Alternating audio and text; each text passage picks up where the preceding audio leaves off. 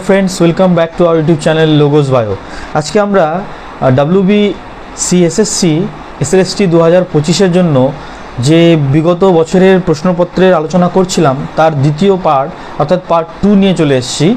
তো ভিডিওটি শুরু করার আগে যারা চ্যানেলটিতে নতুন আছো তাদেরকে রিকোয়েস্ট করব তোমরা চ্যানেলটি সাবস্ক্রাইব করে নাও, যাতে করে তোমরা 2016 সালের প্রশ্নপত্র প্রিভিয়াস ইয়ার কোশ্চেনের যে অ্যানালিসিস আমি এখানে করছি আলোচনা করছি তোমাদের সাথে, সেই ভিডিওগুলো তোমরা পেতে পারো খুব শীঘ্রই। এবং সাবস্ক্রাইব করার পর অবশ্যই বেল বাটন বা বেল আইকনটি প্রেস করতে তোমরা ভুলবে না, যাতে করে তোমরা ভিডিওটি দেওয়ার সঙ্গে সঙ্গে নোটিশটা পেয়ে যাও।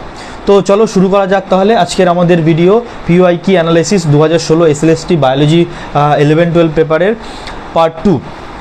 এখানে প্রথম প্রশ্ন দেওয়া রয়েছে পার্ট 2 এর ক্ষেত্রে। এর আগের ভিডিওতে আমরা 6টা প্রশ্ন অ্যানালাইসিস করেছিলাম, আজকে আমরা 8টা প্রশ্ন নিয়ে এসেছি। তো প্রথম প্রশ্নটা আমরা দেখে নেব।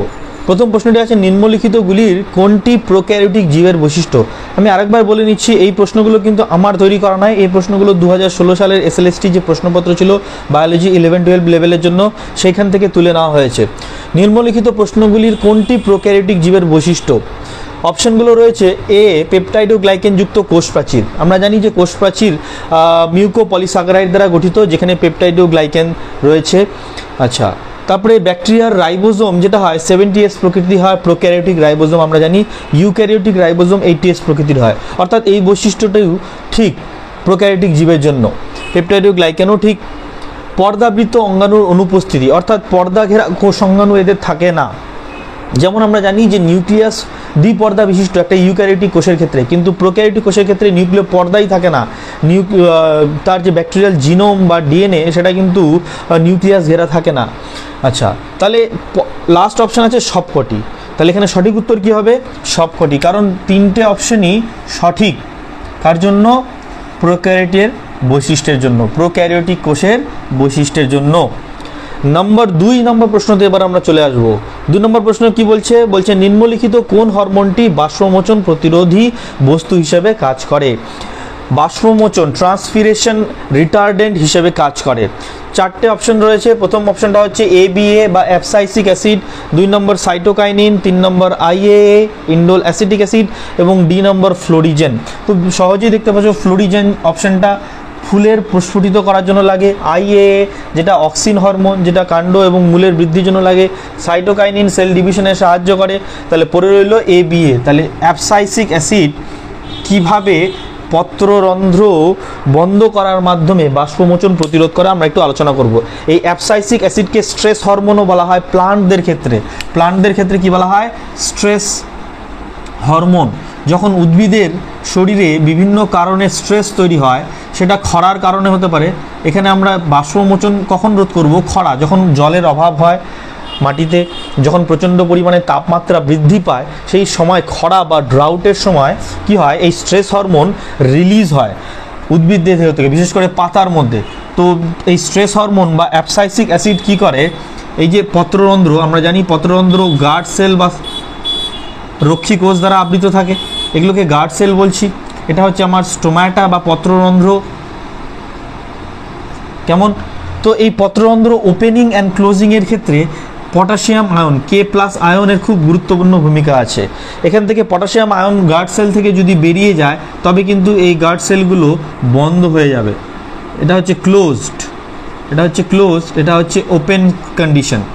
তো এইভাবে করে এই স্ট্রেস হরমোন ABA, স্ট্রেস হরমোনকে ABA এইখানে আসবে, এখান থেকে পটাশিয়াম আয়ন বেরিয়ে যাবে এবং ফলস্বরূপে এগুলো ক্লোজড হয়ে যাবে। এইভাবে করে পত্ররন্ধ্র বন্ধ করার মাধ্যমে অ্যাবসাইসিক অ্যাসিড কিনা বাষ্পমোচন প্রতিরোধ করে। আচ্ছা, চলো তাহলে নেক্সট প্রশ্নতে যাওয়া যাক। নেক্সট প্রশ্ন 3 নম্বর প্রশ্ন বলছে মিউটেশন সৃষ্টিকারী চলমান জেনেটিক পদার্থ কাকে বলে। চলমান জেনেটিক পদার্থ যেটা মুভেবল মোটাইল জিনের মধ্যে থাকে, জেনেটিক DNA এর মধ্যে থাকে, যেটা মিউটেশন সৃষ্টি করতে পারে, সেটা কি?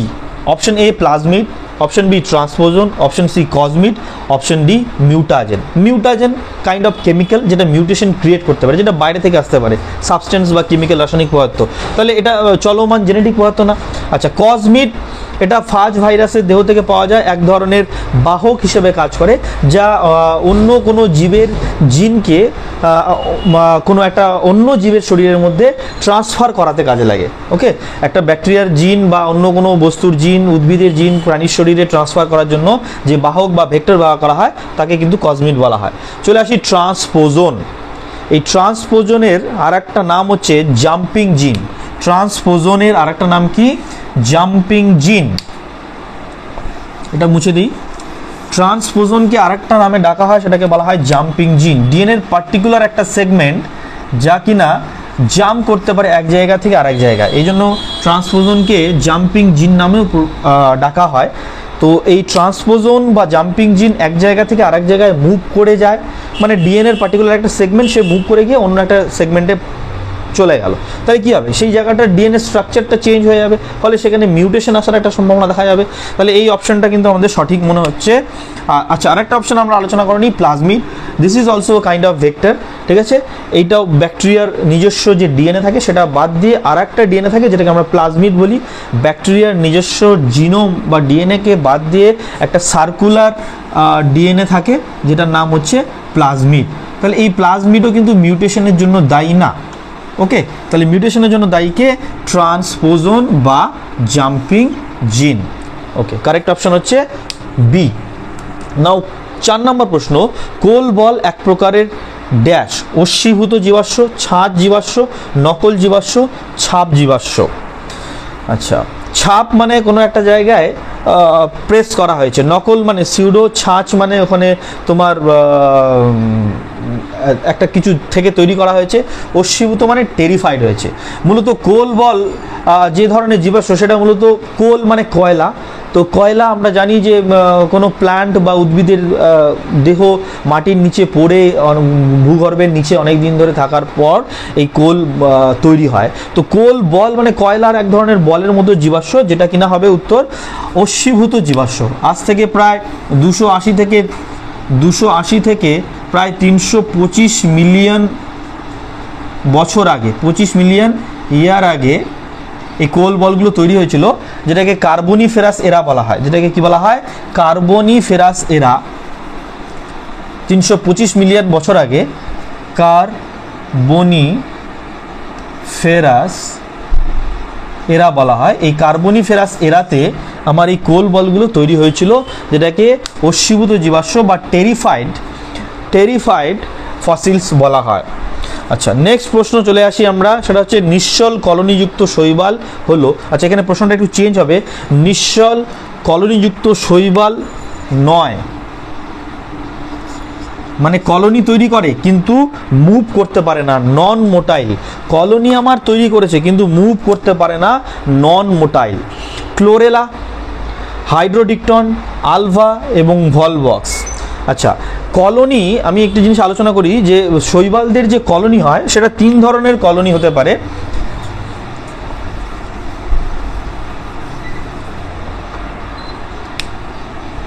একটা হচ্ছে সিনোবিয়াল কলোনি বলে, সিনোবিয়াল কলোনি আমরা এটা জেনে রাখবো, সিনোবিয়াল কলোনি। 2 নম্বর পালময়েড বা পালমোলয়েড কলোনি। আর 3 নম্বর হচ্ছে ডেনড্রয়েড কলোনি। ডেনড্রয়েড কলোনি, কেমন? তো এই যে এখানে দেওয়া হয়েছে ক্লোরেলা, হাইড্রোডিকটন, আলভা, ভলভক্স, এদের বেশিরভাগই সিনোবিয়াল কলোনি দেখা যায়। বিশেষ করে ক্লোরেলা সবুজ শৈবাল, গ্রিন অ্যালগি আমরা জানি। হাইড্রোডিকটন, এই হাইড্রোডিকটনকে আবার বলা হয় ওয়াটার নেট।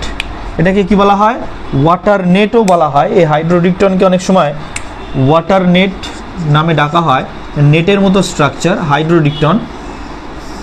এ কিন্তু মুভ করতে পারে না। ক্লোরেলা এও মুভ করতে পারে না, নন মোটাইল। আলভা, এটাকে আলভার আর একটা নাম হচ্ছে সি লেটুস। গাছের মতো হয় দেখতে, সি লেটুস, এও মুভ করতে পারে না। তাহলে মুভ করতে পারে কে? কলোনি ফর্ম করে ভলভক্স। মুভ করতে পারে কে? এখানে ভলভক্স। সিনোবিয়াল কলোনি, এরা বেশিরভাগই সিনোবিয়াল কলোনি তৈরি করে, সবাই এরা কলোনিয়াল ফর্মে থাকে, ভলভক্সও কলোনিয়াল ফর্মে থাকে, কিন্তু ভলভক্স মুভ করতে পারে, ফ্ল্যাজেলা আছে, এ চলাফেরা করতে পারে। সেই জন্য এখানে হচ্ছে নিশ্চল কলোনিযুক্ত শৈবাল নয়, মানে শৈবাল নিশ্চল মানে কি? যে মুভ করতে পারে না, কিন্তু মুভ করতে পারে। নিশ্চল কলোনিযুক্ত শৈবাল, প্রশ্নটা একটু ঘুরিয়ে দেওয়া হয়েছে, নিশ্চল কলোনিযুক্ত নন মোটাইল শৈবাল নয়, নন মোটাইল নয় বলছে, এরা সবাই নন মোটাইল। ক্লোরেলা, হাইড্রোডিকটন, আলভা, এরা নন মোটাইল, কিন্তু ভলভক্স মোটাইল। ওকে, তো রাইট অপশন হবে আমাদের ভলভক্স। আচ্ছা, 6 নম্বর প্রশ্ন চলে যাই। রাউভলফিয়া সার্পেন্টিনা, সর্পগন্ধা গাছ, তোমরা জানো সাইন্টিফিক নেম রাউভলফিয়া সার্পেন্টিনা, উদ্ভিদের কোন অংশ ব্যবহৃত হয়? আমরা খুব ছোটোবেলার প্রশ্ন একদম আমরা জানি, সর্পগন্ধা গাছের মূল উচ্চ রক্তচাপ কমাতে ব্যবহৃত হয়, তো মূল এখানে রাইট অপশন।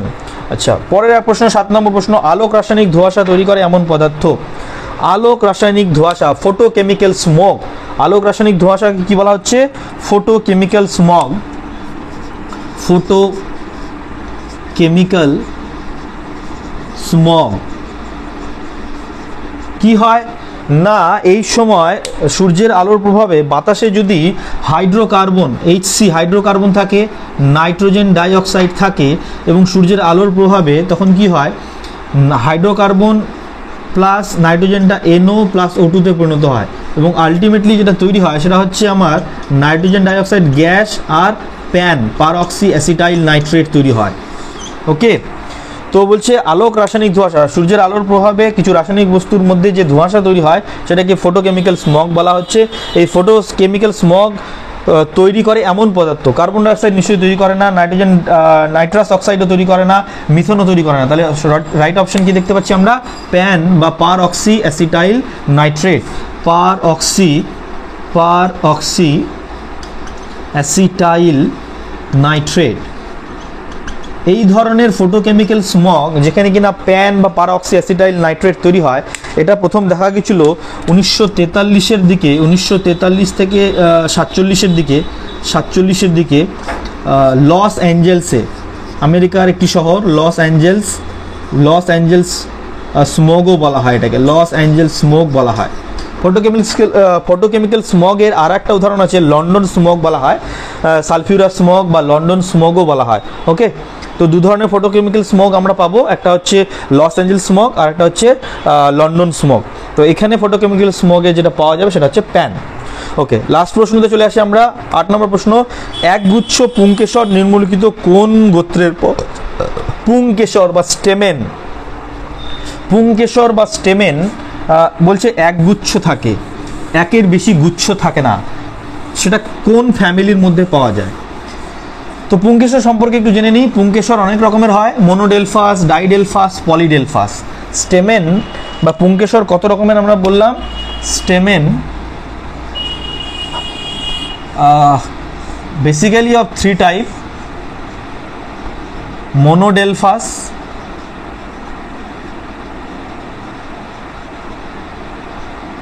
ডাইডেলফাস, আর একটা হচ্ছে পলিডেলফাস। মোনোডেলফাস, ডাইডেলফাস, এছাড়াও রয়েছে সিনানড্রাস এই প্রকৃতির, তবে এখানে আমরা মোনোডেলফাস নিয়ে আলোচনা করব। মোনোডেলফাস কিরকম?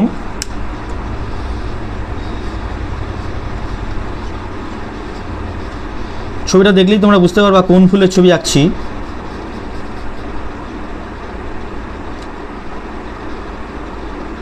বোঝা যাচ্ছে? মোনোডেলফাস। ওকে, একগুচ্ছ। আচ্ছা, ডাইডেলফাস যদি দেখি আমরা,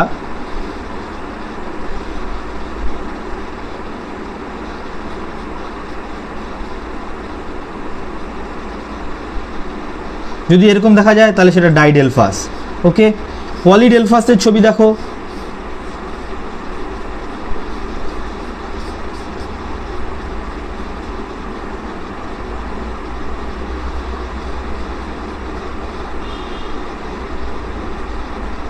যদি এরকম হয় তবে সেটা পলিডেলফাস। ওকে, এইরকম। এটা হচ্ছে মোনোডেলফাস। এটা কি? ডেলফাস। এটা দুটো ভাগে বিভক্ত হয়ে গেছে, ডাইডেলফাস, ডাই দ্বিগুচ্ছ ডেলফাস, এটা হচ্ছে পলিডেলফাস বা বহুগুচ্ছ। মনোডেলফাস দেখা যায় হচ্ছে জবা, কার্পাস গাছে। কোন গাছে? জবা ফুল গাছে এবং কার্পাস গাছে দেখা যায়। ডাইডেলফাস দেখা যায় কাদের মধ্যে? ডাইডেলফাস তোমার দেখা যায় হচ্ছে মটর, অপরাজিতা, বক, এই সমস্ত ফুলে। আচ্ছা, পলিডেলফাস দেখা যায় হচ্ছে লেবু গাছ, শিমুল গাছ, এই সমস্ত গাছে পলিডেলফাস দেখা যায়। তো চলো আলোচনা করা যাক 8 নম্বর প্রশ্নতে। একগুচ্ছ মনোডেলফাস দেখা যায়। এবার জবা ফুল যে গাছটা সেটা বিলংস করে মালভেসি গোত্র থেকে। কোথা থেকে বিলংস করে? মালভেসি গোত্র থেকে বিলংস করে। তাহলে রাইট অপশন এখানে কি হবে? মালভেসি। বাকি অপশনগুলো কি রয়েছে? লেগুমিনোসি। লেগুমিনোসি গোত্রের আন্ডারে কারা পড়ে? মটরশুঁটি গাছ পড়ে। তাহলে মটরশুঁটি গাছ হবে না, কারণ মটরশুঁটি গাছে ডাইডেলফাস দেখা যায়। আচ্ছা, রুবিয়েসি, এটা আলোচনা করি। রুবিয়েসি ফ্যামিলি মূলত দেখা যায় হচ্ছে আমার একে কফি ফ্যামিলিও বলা হয়। যে কফি গাছ, সেই কফি গাছ কিন্তু রুবিয়েসি ফ্যামিলি থেকে বিলংস করে, তো একে কফি ফ্যামিলিও বলা হয়। ল্যাবিয়েটি, এই ল্যাবিয়েটির আন্ডারে পড়ে হচ্ছে পুদিনা জাতীয় গাছ। ওকে, তাহলে এখানে আমাদের মনোডেলফাসের কোনো অপশন থাকছে না। তাহলে মনোডেলফাস বা একগুচ্ছ পুঙ্গেশ্বর আমি দেখতে পারবো কোথায়? মালভেসি গোত্রের মধ্যে। কেমন? তো ভিডিওটি কেমন লাগলো তোমরা অবশ্যই কমেন্ট করে জানাবে। কোনো প্রশ্ন থাকলে অবশ্যই জানাবে। আর নেক্সট আমরা এর পরের বাকি প্রশ্নগুলো নিয়ে নেক্সট ভিডিওতে আসবো। তো অবশ্যই তোমরা চ্যানেলটিতে যারা নতুন আছো ভিডিওটি লাইক করবে এবং চ্যানেলটি সাবস্ক্রাইব করতে ভুলবে না। Thank you.